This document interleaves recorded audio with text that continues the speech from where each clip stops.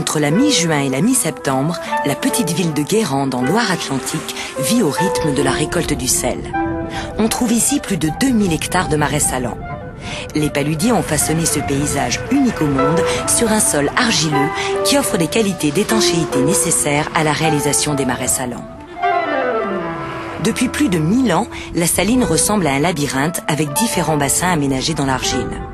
Le but du jeu, faire circuler l'eau de mer le plus longtemps possible dans ces bassins pour qu'elle gagne en salinité.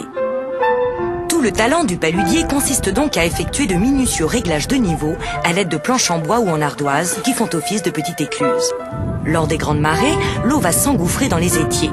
Elle va passer sous le talus et rejoindre la vasière, un bassin qui sert surtout de réservoir de stockage pour le paludier. L'eau peut alors commencer son petit bonhomme de chemin, mais toujours sous l'œil vigilant du paludier. Grâce à un réglage, on règle encore une différence de niveau, on règle notre eau. C'est le deuxième réglage d'eau. Dans les adernes, la partie devient de plus en plus sérieuse, car l'eau est ici très concentrée en sel. Tout le talent du paludier consistant à maintenir le niveau de l'eau à 2 cm. C'est l'avant-dernière étape avant la cristallisation. Les ados, vous voyez, c'est des plus grandes pièces et ça nous permet d'avoir de l'eau pour alimenter les œillets pour une journée.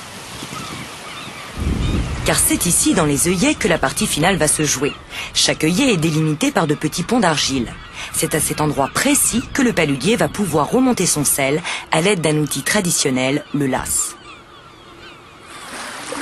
Alors, on commence par faire le tour de l'œillet pour décrocher le sel. On pousse le sel à aller au milieu. Une fois que le sel est rapproché, on change de sens parce qu'on a un côté plat et un côté biseauté. Alors, le côté biseauté il sert à remonter le sel et le côté plat à rapprocher. Les bonnes années, Gilles Massé peut récolter chaque jour jusqu'à 50 kg de sel gris par œillet. Le sel va ensuite s'égoutter tranquillement en bordure de saline.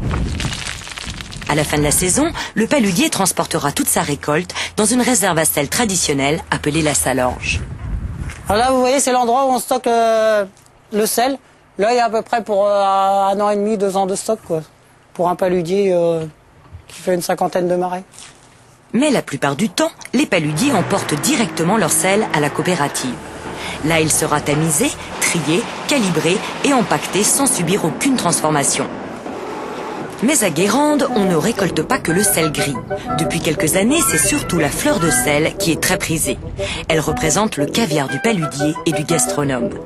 La récolte est 10 fois moins importante que le sel gris, mais elle coûte 10 fois plus cher. La fleur de sel se forme en effet uniquement sous l'action d'un vent sec, juste à la surface de l'œillet. Jadis, elle était en grande majorité cueillie par les femmes de paludier. Alors la fleur de sel est un sel qui se forme sur l'eau uniquement et qui est cueilli avant de récupérer le gros sel qui lui est cristallisé au fond et on défrait donc la fleur de sel si on prenait le sel avant. En raison de son mode de production artisanal, le prix de revient du sel de Guérande est 4 fois supérieur à des sels obtenus par d'autres procédés. Mais quand on aime, on ne compte pas.